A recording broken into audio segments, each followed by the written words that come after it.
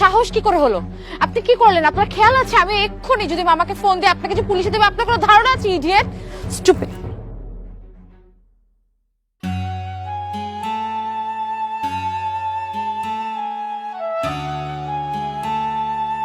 আমি extremely sorry, আমি আসলে একদমই বুঝতে পারিনি। উল্টো আপনার গায়ে হাত তুলে ফেলেছি, আমি খুবই সরি। প্লিজ আমাকে মাফ করে দিন।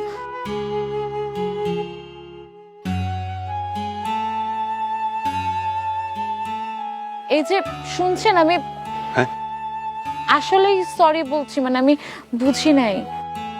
না ঠিক আছে, আমি একদমই ইটস ওকে, ইটস ওকে।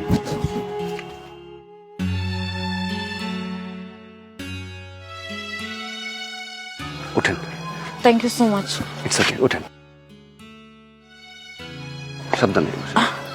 বসছেন?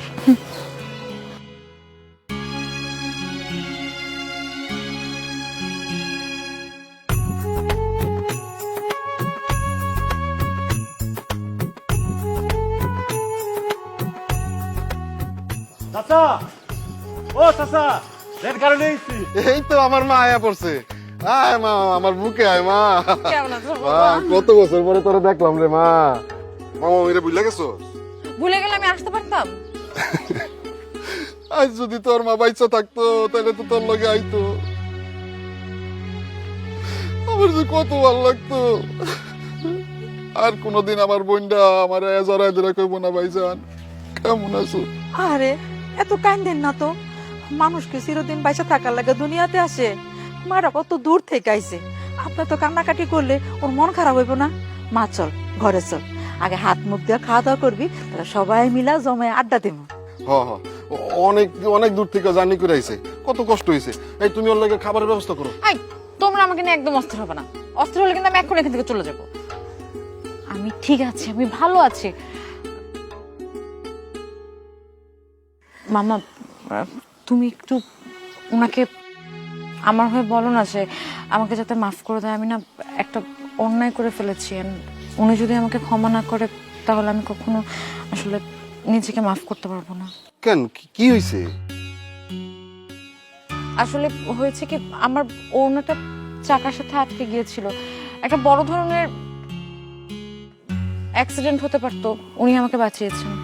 তাই নাকি? বাবা, কাজটা তুই কিন্তু খুব ভালো করছস। আমি আমি তোরে কইছি না মা, হ্যাঁ, যে আতুল থাকতে তোর কোনো সমস্যা হবে না, হ্যাঁ ঠিক না?